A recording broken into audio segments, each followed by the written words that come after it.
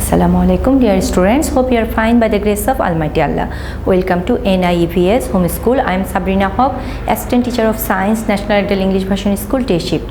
Dear students, today I am going to take a biology class for class 9 student on the based on chapter 5. The name of the chapter is Food and Nutrition and Digestion.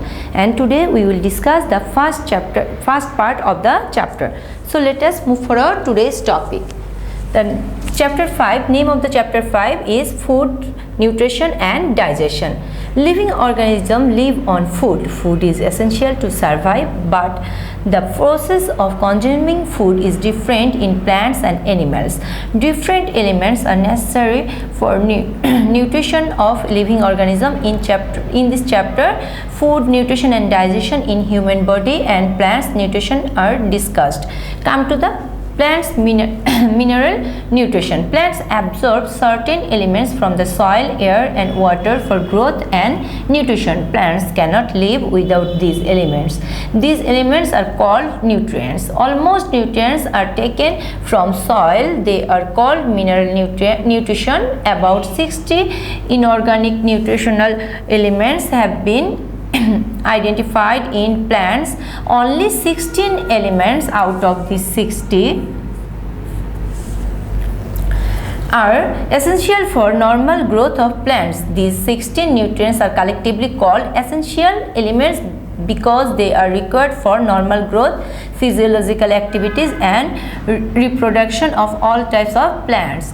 Deficiency of any of these elements results in deficiency symptom in plants and causes diseases in them. One element cannot be substituted by another element. Of these 16 elements, some are consumed in large amount and other in low amount by plants.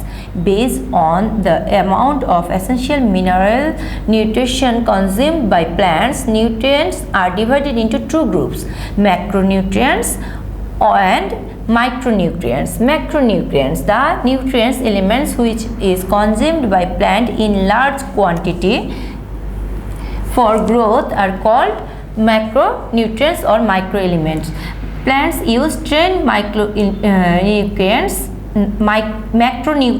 or macroelements are nitrogen, phosphorus, potassium, phosphorus, calcium, magnesium, carbon, hydrogen, oxygen, sulfur and iron. Now come to the macronutrient or micronutrient or microelements. The elements which are consumed in very small quantity required for the normal growth of plants are called micronutrients or microelements. Plants are used 6 micronutrients are zinc, manganese, molybdenum, boron, copper and chlorine. Now source and role of nutrients. Source of nutrients. Plant absorb carbon and oxygen from atmosphere and hydrogen and oxygen from water. Other elements are absorbed from the soil through roots. These elements are found in the soil in the form of different salt. Plant cannot absorb them as salt directly. They absorb in ionic form such as calcium ion, manganese ion, ammonium ion, nitrate ion, potassium ion, etc. Now come to role of different minerals elements in the plant nutrients. Mineral nutrients plays a very important role in a normal growth of plant. The role of some macronutrients are mentioned below. Nitrogen. Nitrogen is an essential element of nucleic acid, protein and chlorophyll. Nitrogen plays a very important role in general growth of plants and increase the amount of water in plants tissue. The formation of chlorophyll is hindered if there is a shortage of nitrogen. If the formation of chlorophyll is hindered, the production of food affected. And if the production of food interrupted, the release of energy through respiration will be lessened. Magnesium. Now magnesium is an important component of chlorophyll and help the process of respiration. If there is a shortage of magnesium in a plant, the formation of chlorophyll molecule and the production of food through photosynthesis will be hampered. Potassium. Potassium helps a plant absorb water. It also plays an important role in opening and closing stomata. In addition, it helps the development and growth of roots, flower and fruits. Potassium also control the growth of plants through cell division. Now come to the phosphorus. Phosphorus is essential for development of roots. It is the structural component of DNA, RNA and ATP in living cell. So without phosphorus, nutrients of plant is not possible. Phosphorus is also an essential element for the elongation of root. Come to the iron. Iron is the structural component of cytochrome and so it is required for the aerobic respiration. Iron also plays an important role in the formation of chlorophyll because their role in nutrition chemical fertilizers such as urea for nitrogen, muriate of potash for the potassium chloride and triple superphosphate for phosphorus are used in cultivation field for high yield. Micronutrient also plays an important role for normal growth of plants for intense. Manganese. Manganese is needed to construct and maintain chloroplast. Copper. Copper plays an important role in the respiration process. Boron. Boron is required for the active growing region of plants and it also plays a role in the transportation of sugar.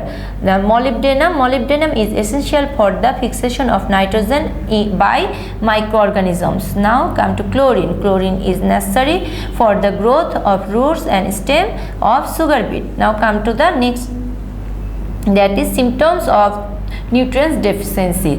In case of deficiency, any nutrient symptoms are visible in plants. These symptoms are called deficiency symptom. By observing the symptom, one can assess with which nutrients the plants lack. Some deficiency symptoms associated with several nutrients are mentioned below. First deficiency symptom for nitrogen. The formation of chlorophyll is inhibited if the deficiency of nitrogen occurs in the plants. Because of this, green leaves gradually turns yellow. Without chlorophyll, other pigment also appear yellow. The condition of leaves becoming yellow and is called chlorosis. This disease name is known as chlorosis. Deficiency of iron, manganese and or copper may also cause chlorosis as they are also responsible for the production of the chlorophyll in various ways. The growth and division of the cell is decreased and ultimately the total growth of the plant reduces. Then the figure shows here in the book there is colored picture. They shows the yellowish leaf of the plant and this is because of the deficiency of nitrogen. Now come to the phosphorus. Leaves turn purple if the deficiency of phosphorus occurs in them. Necrotic spot, that means dead spot. Necrotic spots developed in the leaves. Shading of leaves, flowers and fruits may occur.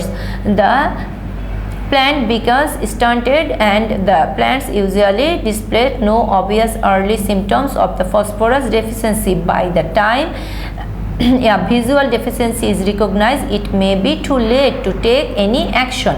Now come to the potassium. In deficiency of potassium, the tip and the blade of leaf turn yellow and necrotic spots are developed. Interval chlorosis occurs. Leaves may wilt and look scorched along the leaf margin. The growth of the plant reduces and apical and lateral buds die. Come to the calcium. Calcium, a normal level of calcium in the cytosol of the cell is related to the functioning of mitochondria and endoplasmic reticulum. If the level decreases, the oxidative phosphorylation in mitochondria as well as the protein trafficking process in endoplasmic reticulum is hampered.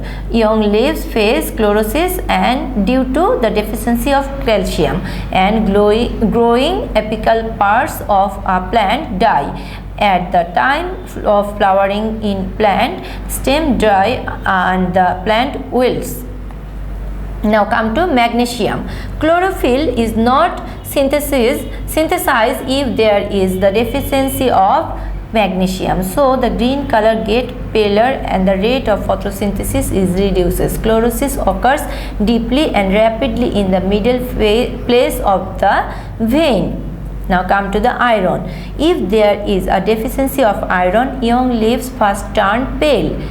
It also cause yellowish of young leaves starting between the leaf veins and resulting the chlorosis. Sometimes the whole leaves become pale and the stem gets weak and short. Now come to sulfur. Sulfur not only serve as the structural component of protein, hormones and vitamins but also maintain the balance of water in cell.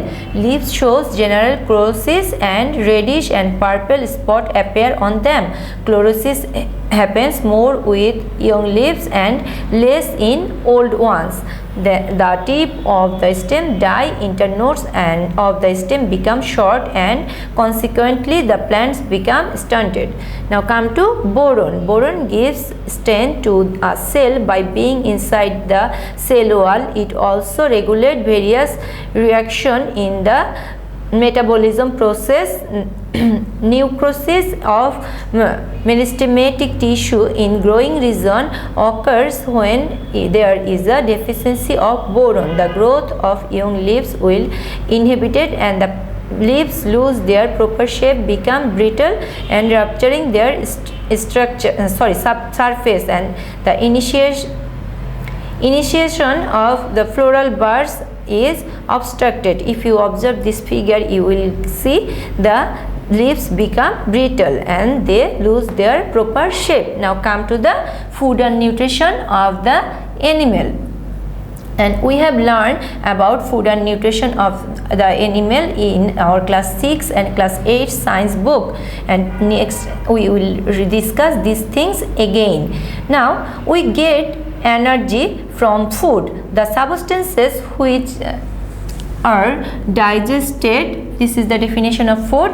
The substances which are digested and absorbed within the body and helps in repairing itself, storing healthy supply nourishment for vital activities, protect from diseases and produce heat energy are called food. This is the definition of food. Component of food and their sources. All the above mentioned tasks are essential for our living. Then different types of food are necessary to perform this task properly. Food are the chemical combined by many compounds. These chemical substances are the ingredients of food. Nutrition exists within these ingredients and are called nutrients. Most of the food contains more than one nutrients, but they are classified into category of nutrients that is present in greater quantity compared to other nutrients in that food. Then depending on the principle of the ingredients, food are divided into three classes. Protein, the work of protein is helps in growth and repairs. Then carbohydrate, the work is helps in producing energy. Fat and oil, the function is producing heat and energy. Besides, these three other components are essential for the body. First one, vitamins increase the immunity power and enhance the chemical reaction. Minerals takes part in the various inorganic function, and water keeps the balance of water and temperature, regulates cell activity and contain organelles. Now come to the next page. There are also another component, although it is not a nutrient, it is nevertheless an important component of our diet, that is fiber or roughage. Roughage absorb water, increase the amount of stool and helps in bowel function. Now come to the description of protein. Protein are composed of carbon, hydrogen, oxygen and nitrogen, and protein is 16% nitrogen. Sulfur, then sulfur, phosphorus, iron and are also present in small quantities. Due to the presence of nitrogen, sulfur, phosphorus and iron of importance of the the importance of the protein different from the carbohydrate and fat. Protein is the only source of nitrogen. That's why it is considered an important component. Source of protein. Then we have learned earlier that we get protein from fish, meat, egg, pulse, dried fish, bean, seed, nut, etc. Protein are of two kinds: animal protein, plant protein. Animal protein: fish, meat, egg, cheese, posset, then liver, and so are the sources of animal protein. Amino acid, which are essential for the body, can be found in this food. Come to the plant protein. Pulses, nut, beans, seed, etc. are the source of plant protein. In the plant protein, all the required substances we will get as the animal protein. Now come to the carbohydrate. Carbohydrates are the main source of energy. They are composed of carbon, hydrogen and oxygen. Dear students, that protein, carbohydrate and fat all are made up with carbon. Carbohydrates are deposited in the roots, stem, flower and the seeds in different form. Glucose is in the fruit juice, lactose in the milk, starch in wheat and potato, rice, etc. are the different form of carbohydrate. According to composition, carbohydrates are of three types. The formation and composition of three types carbohydrate are shown in the table. First one, monosaccharide, only one molecule of glucose is there. An example is glucose and we get it from honey, fruit juice. Disaccharide, two molecules of glucose form the disaccharide and the example is sucrose and lactose and we get it from sugar and milk.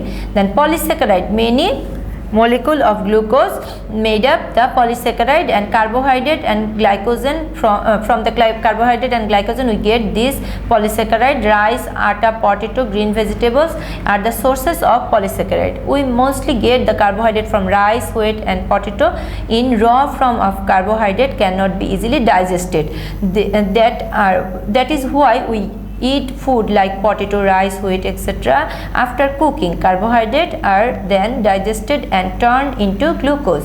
Disaccharides and polysaccharides turn into simple carbohydrate glucose through digestion and becomes ready to absorption. For human nutrition, simple carbohydrates are very important. The human body can only absorb glucose. Now come to the fats. Fat is essential component of food. It is composed of carbon, hydrogen and oxygen and its main function is to produce heat. It remains in the stomach for a long time, so we do not feel hungry. Fat is stored beneath the skin. It is also stored in the various organs such as the brain, the muscle, and the stored fat are used when food is not available. It contains more than twice as many calories as carbohydrates and proteins. And come to the next para. The calories is measuring unit of the energy in food. This is the definition of calorie. Food cooked with oil or ghee makes the food tasty and it is provide us more calorie too. Now come to the next one. According to the sources, fats are of two types, that are vegetables fat and animals fat. Vegetables fat, soybean, mustard, nut, sunflower and corn oil are used as the vegetable oil. Soybean oil is the best one. Now come to the animal fat. Fats, ghee, dalda, etc. are the animal fats. Egg yolk contains fat but the white part of the egg does not. The fats are insoluble in the water. Fats floats on the water because it is lighter than the water. Daily requirement of a healthy adult person is 50 to 60 gram of fat only. Now come to the vitamins. Very small amount of vitamins is needed for the health. Even so, its importance is unlimited. So grow and to remain healthy, vitamins are absolutely necessary. A balanced diet contains different types of nutrients, so sufficient vitamin can be obtained from a balanced diet.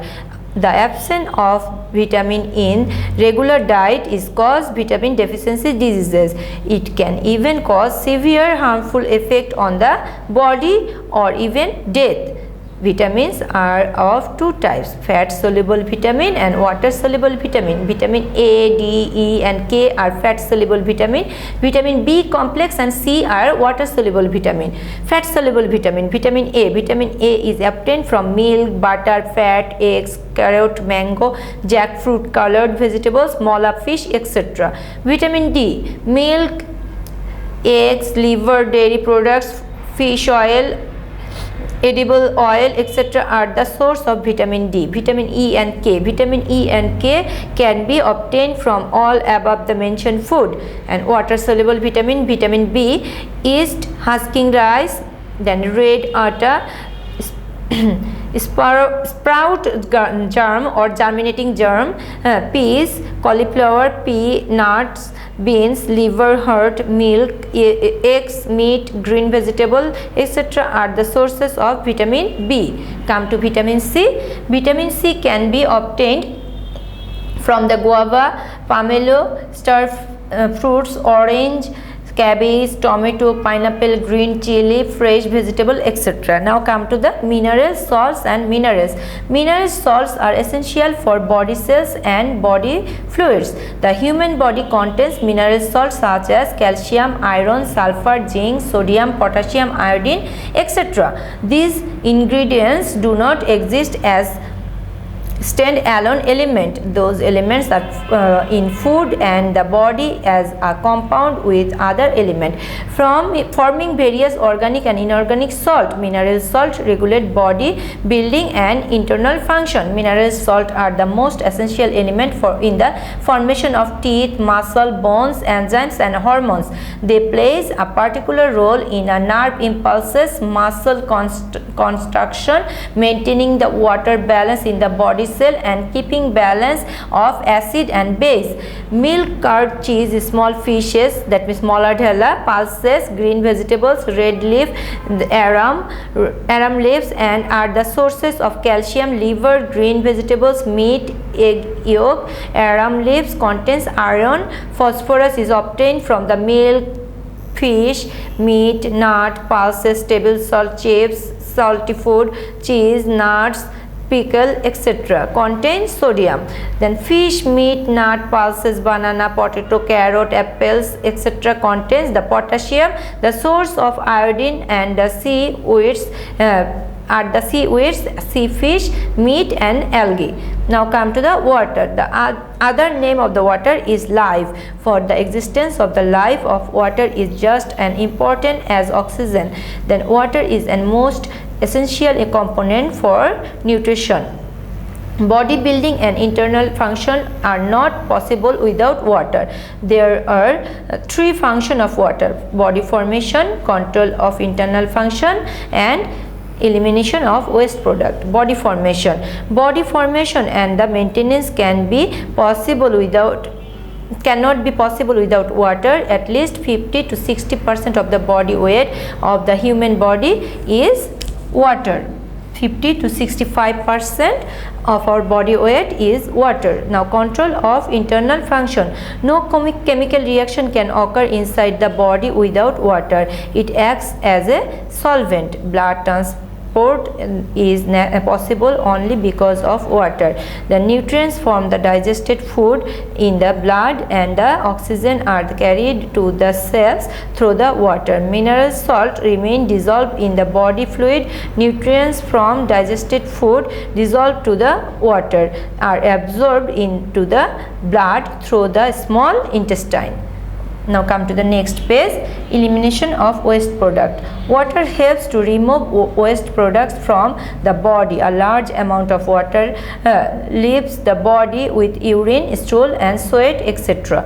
The demand of the water for the body depend on the person's age, labor, food habit and environmental condition. For example, a man whose daily calorie demand is 2000 kilocalorie, he needs 2 liters of water daily. Now come to the last one, that is fiber or rough phase. Dietary fiber or rough phase found in the outer covering of the cereals, vegetables, skin of fruits and stem of the plants, roots, leaves, etc. There are the cellulose and the lignin of the cellulose. Similar to how bones make up the structure of the body, cellulose and the roughage make up the structure of plants. These are complex carbohydrates and human being cannot digest cellulose as cow, goats and buffalo can. Roughage absorb water, increase the amount of feces and helps to eliminate stool. Roughage enrich food also absorb harmful products from the intestine. It is assumed that roughage reduce the risk of cancer of some extent. Roughage plays a role in reducing obesity and the tendency of fat deposition and hunger. Dear students, this is your homework number 14. You have to make 5 MCQ from this part 1 which we have discussed today. Dear students, I have finished my today's topic. This is a huge topic and this chapter is huge chapter, but it is easy for you because you have learned this chapter in your previous classes. So read the chapter properly and do your SW regularly. Thank you. Allah Hafiz.